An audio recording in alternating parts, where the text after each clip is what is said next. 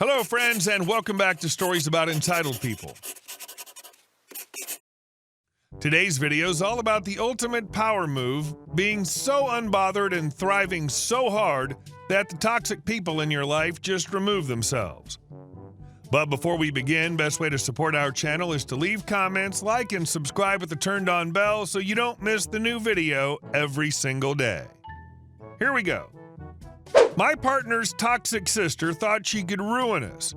She failed miserably. My partner's sister has never been nice to me despite me actively trying to get to know her, be kind, and build a positive relationship. She's never welcomed me into his life, only been mean and rude towards me for years, and harshly rejected any attempts of friendship or working things out. So I gave up, quietly cut her out of my life, and remained civil. She avoids me anyway, which works out great. They share a friend group. Their friends think she's so nice. She repeatedly told me she has no issue with me. Their friends told me several times she has no issue with me. My partner spoke to her about it, but told me she never said a bad word about me, other than that we'd never be close because we're two different people. She bullies my partner too and often belittles him. Since they came from an abusive home life where that was their everyday, he didn't recognize how badly she was treating him and would get defensive when I brought it up that I didn't like how she treated either of us. People outside the situation told me that it's really her issue and has nothing to do with me. Unfortunately, as much as I wanted to protect my partner, I knew his sister was his closest relationship as they were each other's anchors in their abusive family life. I never wanted to separate or come between them, but had to protect my own safety. He had to get there on his own.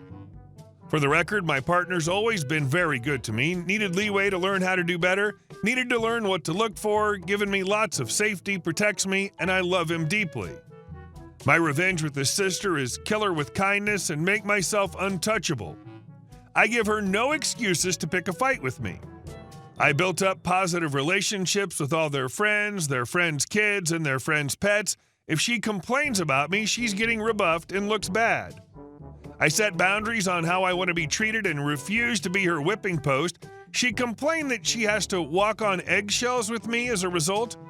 Most importantly, I built up such a healthy relationship with my partner over the last 5 years, he's no longer taking her abuses, which was the last straw. Eventually, her own romantic relationship of 10 years completely blew up last year, ending horribly. She recently revealed she doesn't like me. I knew it the entire time. It felt so vindicating after years of being gaslit and my gut feeling being right. She recently told my partner she has problems with me, but refuses to ever say what they are or work them out with me.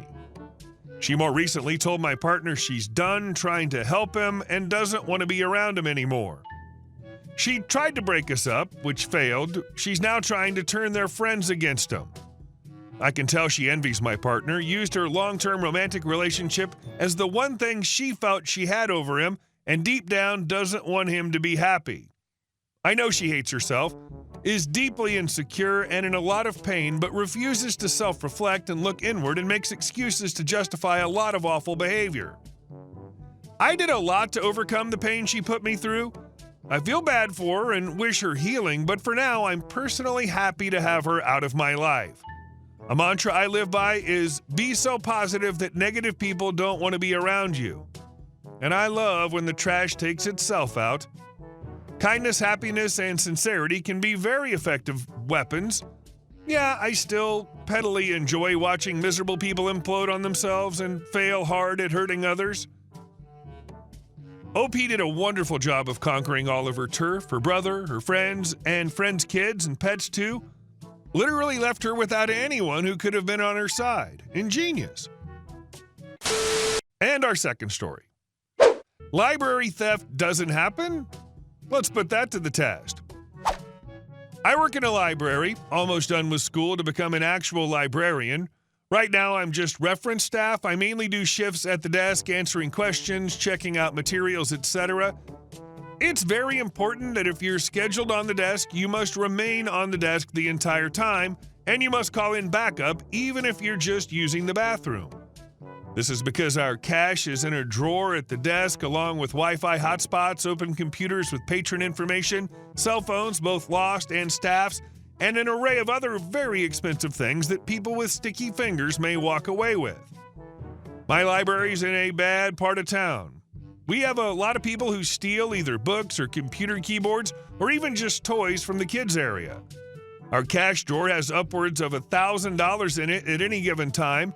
It's a very big deal to pay close attention to your surroundings and not leave the desk unattended for even a moment, not to mention the library's policy of no patron left unassisted no matter what. Enter the Big Boss. Big Boss is the library director, the very top you can get. She hasn't worked in an actual library in at least 20 years, having been doing the corporate side the whole time. She's a little rusty on policies. When she shows up, we're all supposed to grovel at her feet and obey her every command because she can fire us like that. It's my desk shift. Unfortunately, our aide that does shelving has been out, so all of our shelving carts are full. We've been chipping in when we aren't on desk, but returns keep coming and there isn't enough time. Big Boss doesn't like this. She says it looks unsightly. She sees me. OP, get some shelving done, she says. I will, I reply, as soon as I'm off desk. There's nobody here, she says, ignoring the people who are very much here. Stop being lazy and do your job. I am doing my job, ma'am, I say as nicely as I can. However, I cannot leave the desk unattended due to theft, and if I leave, nobody will be here to assist patrons. Nobody steals in a library, Big Boss insists. I open my mouth to argue, but she holds out a hand as if I'm some plebeian that dared to speak to the royalty. I know how a library operates. You aren't even a librarian, and I've been a librarian, manager, and now the director. I think I can decide what's okay. Now get this shelving done. You're making the branch look bad. You want me to leave the desk and shelve instead, I ask, wanting to clarify? She scowls. That's what I said, she snaps. Go! All right then, I shrug and stand up, walking towards the shelving cart and beginning to sort. I wheel away a cart of fiction, ignoring the patron waiting at the desk for help because I've been directed to shelve and the Big Boss knows how libraries work. I'm shelving for about 15 minutes when my manager comes storming up to me, furious. I never see this dude furious, so I'm bracing myself. What the hell are you doing, he hisses. You're on desk. I shrug. Big Boss told me to stop being lazy and shelve, I say. My manager looks confused. Did you explain that you're on desk, he asks. I shelve a book. Yep, I say. My manager walks away. I continue shelving, keeping an ear out. I don't hear much, and I finish that cart, so I walk to the shelving area to pick up a new load, and that's when I see it. The miracle. The thing I would have never expected. A line is formed at the desk of about 20 people. They're starting to look impatient at Big Boss, who's seated behind the desk, frantically trying to figure out the system she hasn't touched in 20 years. My manager makes eye contact with me from where he's standing off to the side, not lifting a finger to help Big Boss. I smile, grab the next cart, and go continue to shelve. Hey, she said she knew how a library worked. After she left, my manager confided to me that she said she was going to ensure our branch gets an aide as quickly as humanly possible. He also said he eventually had to step in and take care of the patron because she struggled for 20 minutes just trying to renew a book. I guess she didn't really know how libraries work anymore. Ironic, too, that she probably could have jumped in on the shelving and left you on the desk. Shelving really hasn't changed much in however many years, and the fact that she insisted nobody steals in a library, in a bad part of town no less? Ma'am, people will steal literally anything. Books, keyboards, staplers, the air off your desk if they could package it properly. But sure, leave a cash drawer with $1,000 in it unattended? And our last story. We invited them to a party. They called the cops instead. We had a party for all the neighbors when we moved in. I like to barbecue, and my wife's vegetarian, so we had 2 barbecues. We invited everyone on the street. They declined because we're vegetarian. Not to worry, I said, so's my wife. We have 2 barbecues going, one for meat and one for veggies. I could see them trying to find another reason. They look at the invite. Oh, the 6th. We're out of town then, sorry. That's cool. They don't want to come for whatever reason. They're not just going to say that. We're British, after all. The day of the party comes. Our garden's quite big, so everyone can fit in happily. We've got the barbecues going on the opposite side of the garden to the aforementioned neighbor's house. It's only about 4 hours into the party at around 5 p.m. when we notice the upstairs windows in their house are open. Weird, I thought they were out of town. As I'm looking at the windows with some of the other neighbors, we see the wife with a camera taking photos of us. We go round and ring the bell to explain this is the party they were invited to and they're still welcome to join. No answer. Curtains twitching upstairs, we go back to the party and just ignore them.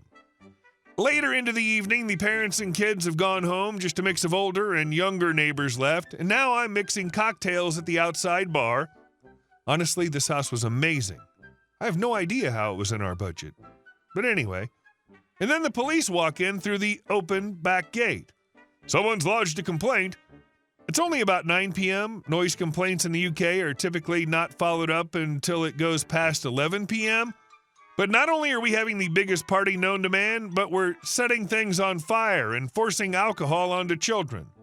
Of course, the police can see we're having a fairly civilized adult get-together and congratulate us on moving to the area and for getting to know our neighbors in such a friendly way. Monday, we're off to unpack, knock on the door. The police now have photographs of the alleged forcing alcohol on a minor and setting fire to things. It's one of the neighborhood kids bringing 2 beers from the fridge to me and his dad at the barbecue. They're not even open. The setting fire to things? Yeah, using a blowtorch to light my barbecue. Apparently that's endangering their property, which is a good 100 yards away from the contained fire within my oil drum barbecue. The police can see this is bullcrap. They just need me to make a statement explaining, so I do. For the whole 2 years that we lived there, they avoided us. So weird. So unnecessary. I hope my life is never so hollow that I become the neighborhood I saw the whole thing officer busybody over trivial stuff. Some people are just so unhappy and jealous of people who are happy and try to take it from them. Hey guys, thank you all for watching the video. I'll see you in the next one.